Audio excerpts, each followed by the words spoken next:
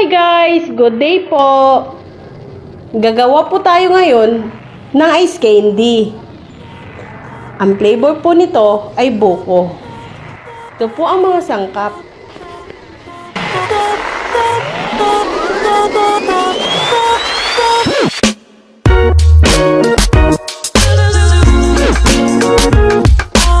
Umpisa na po natin ang ating pagluluto. Sa isang kawali, naglalagay po ako ng 3 litrong tubig.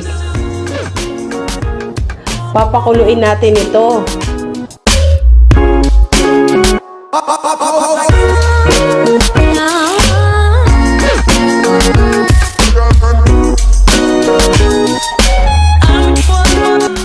Sa isang lalagyan, maghalo tayo ng 1 tasang cornstarch.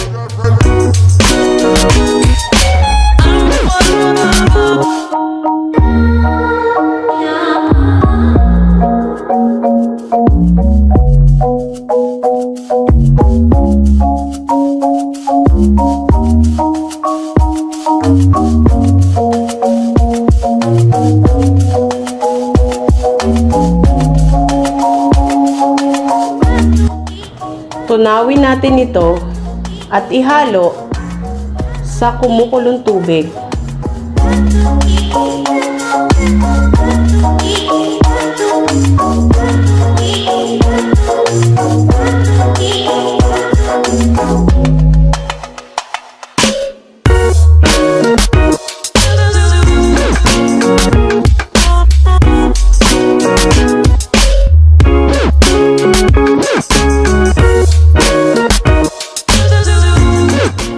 Tuloy-tuloy lang ang ating paghahalo.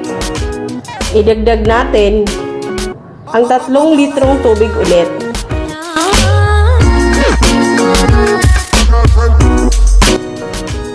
So bali 6 liters na ang tubig natin na nasa kawali. Tuloy-tuloy nating haluin ito at idagdag ang asukal na puti upang ito ay matunaw.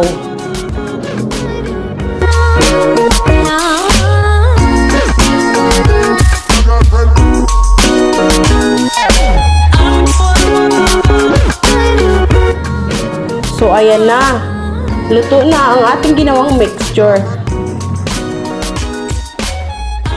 Hanguin na natin ito. Ilagay na natin ang buko. Sinasama ko po dito ang sabaw ng buko upang ito ay dagdag linamnam sa ating ice candy. Isunod natin ang evaporadang gatas. Malapot na gatas. At haluin ang haluin upang ito ay lumamig. At pwede na nating balutin.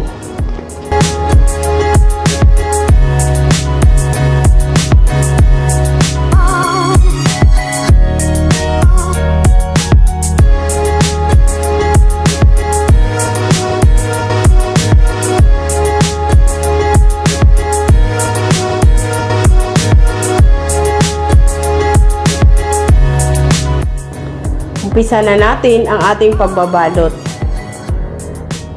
Ito guys, binibenta ko ito bawat piraso ng 5 piso. So ayan, tapos na nating nabalot ang lahat ng ating ice candy.